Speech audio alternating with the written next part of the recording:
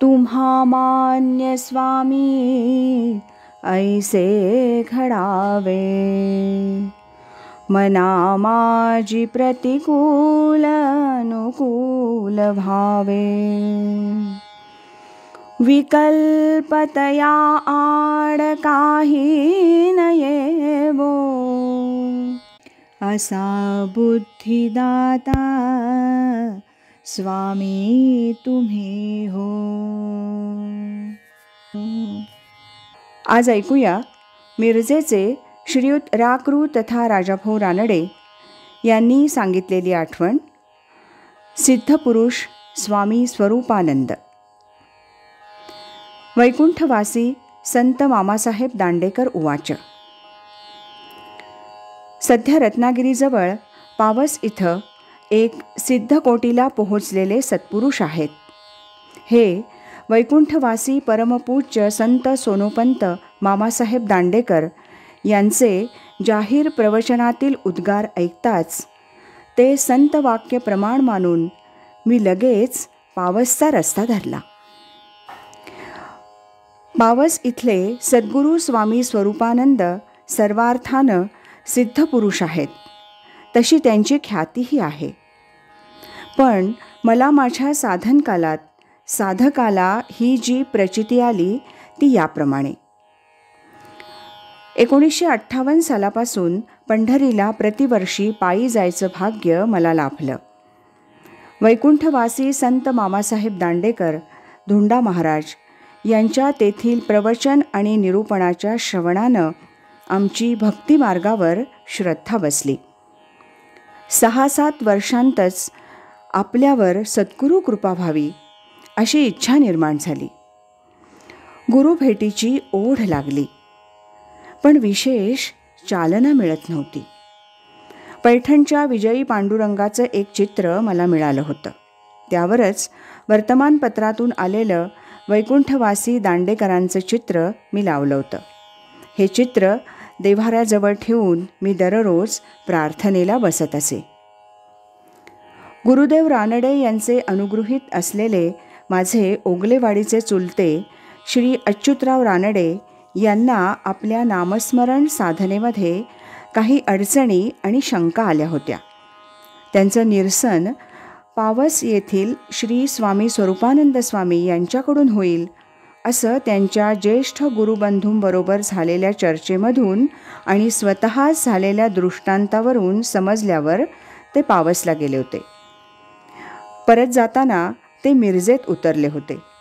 त्यांना श्री स्वामींनी प्रसाद भेट म्हणून दिलेली संजीवनी गाथा वाचावयास दिली. श्री स्वामींचं चरित्र प्रसिद्ध झालंय, ते एकदा वाच, एकदा तरी पावसला जाऊन ये असं ते म्हणाले. यापूर्वी मला स्वामींची काहीच माहिती नव्हती. श्री स्वामींचे प्रासादिक अभंग मी वाचले, पुढे चरित्रही वाचलं. अनेकांकडून त्यांच्याविषयी माहिती मिळाली आणि योगायोगानं विले पार्ले इथं राहत असलेल्या स्वामींच्या पुतण्याची भेट झाली आणि त्यांच्या दर्शनाला जाण्याची ओढ वाढली. पण प्रेरणा होईना. ते काम एका वरवर साध्या वाटणाऱ्या प्रसंगानं घडलं.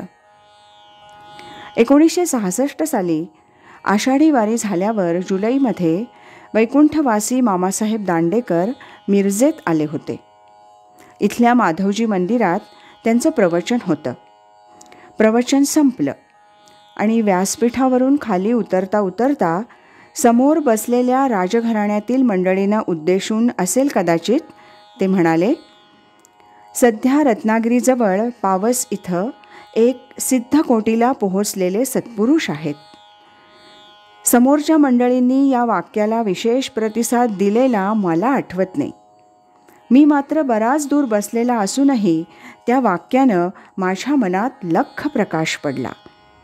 आदर्श संत म्हणून मी ज्यांची रोज पूजा करतो त्यांच्या तोंडचं हे संत वाक्य माझ्यासाठीच उच्चारलं गेलं आहे अशी माझी खात्री झाली.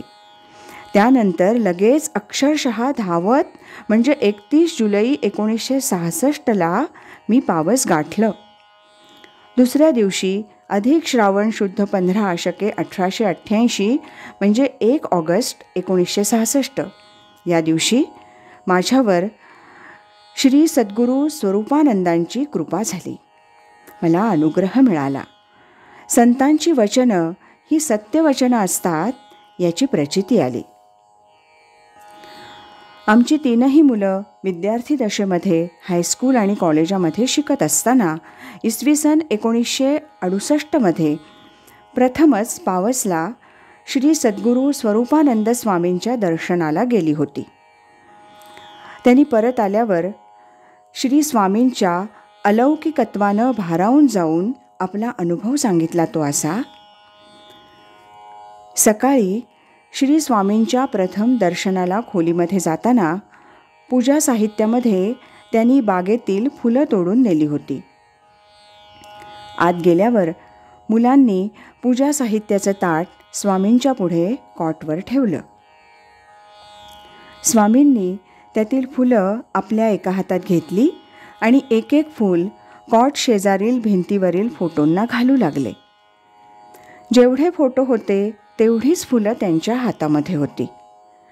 कमी पडली म्हणून पुन्हा ताटातून घ्यावी लागली नाहीत आणि जास्त झाली म्हणून पुन्हा ठेवावीही लागली नाहीत. नंतर स्वामींनी मुलांना नित्यपाठ ज्ञानेश्वरीचं पुस्तक दिलं आणि उघडून त्यातील ओवी वाचावयास सांगितली. तर काय आश्चर्य!